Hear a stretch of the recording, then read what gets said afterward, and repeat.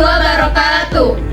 Kami dari kelompok 5 Biokimia yang beranggotakan saya Nabila Aprilia Putri dengan ujung NIM 054, Saya Revi Elita dengan ujung NIM 044, Saya Pinka Sriwayuni dan ujung NIM 036. saya Maura Delia dengan ujung NIM 034. Baiklah, di sini kami akan membahas materi tentang glikolisis dan gluconeogenesis. Tujuan, mahasiswa mampu menunjukkan sikap tanggung jawab untuk memahami glikolisis. Glikolisis adalah jalur metabolisme yang mengoksidasi glukosa menjadi pirufat sambil menghasilkan energi dalam bentuk ATP dan NADH. Sedangkan gluconeogenesis adalah proses biosintetik yang menghasilkan glukosa dari senyawa non-karbohidrat seperti asam laktat, gliserol, dan asam amino, terutama berlangsung di hati dan ginjal. Sampel bahan pangan yang kita konsumsi seperti nasi, singkong, dan kentang merupakan sumber karbohidrat yang mengandung pati atau amilum. Pati tersebut tersusun atas unit glukosa yang masing-masing memiliki 6 atom karbon atau C6H12O6. Setelah dikonsumsi, karbohidrat dari nasi, singkong, dan kentang dicerna dan diubah menjadi glukosa. Glukosa kemudian masuk ke dalam sel dan mengalami pemecahan dari satu molekul yang mengandung 6 atom karbon menjadi 2 molekul asam pirufat yang masing-masing memiliki 3 atom karbon disertai dengan pembentukan energi atau ATP. Proses pemecahan glukosa inilah yang dinamakan glikolisis. Makhluk hidup melakukan glikolisis untuk menghasilkan energi dalam bentuk ATP yang dibutuhkan untuk aktivitas seluler.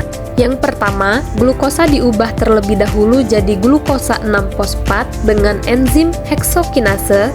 Tahap ini memerlukan ATP atau adenosin trifosfat yang dapat melepaskan energi untuk diubah jadi ADP. Yang kedua, glukosa 6-fosfat diubah jadi fruktosa 6-fosfat yang akan dikatalis enzim fosfoheksosa isomerase. Yang ketiga, fruktosa 6-fosfat diubah jadi fruktosa 1,6 biofosfat. Pada reaksi ini akan dikatalisis oleh enzim fosfofruktokinase dan membutuhkan energi dalam bentuk ATP.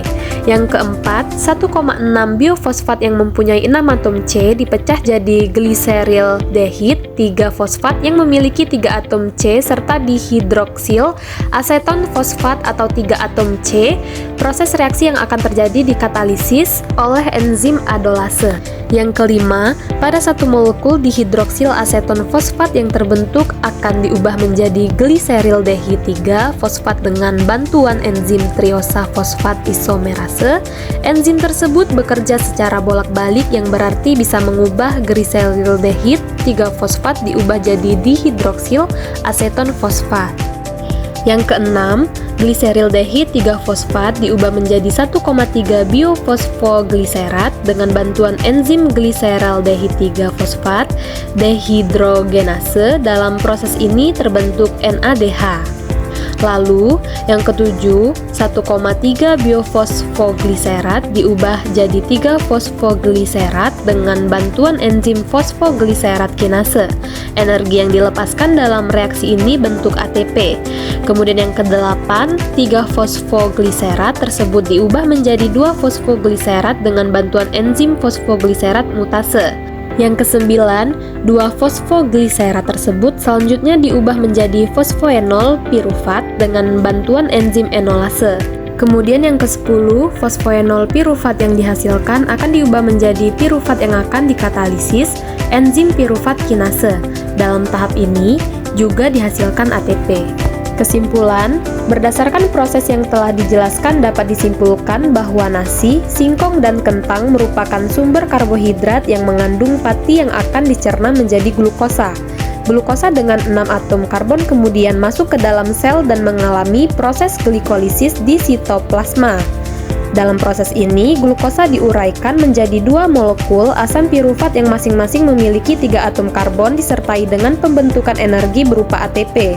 Energi yang dihasilkan dari glikolisis berperan penting dalam menunjang aktivitas dan metabolisme sel, sehingga glikolisis menjadi tahap awal yang sangat penting dalam pemanfaatan energi dari bahan pangan yang dikonsumsi.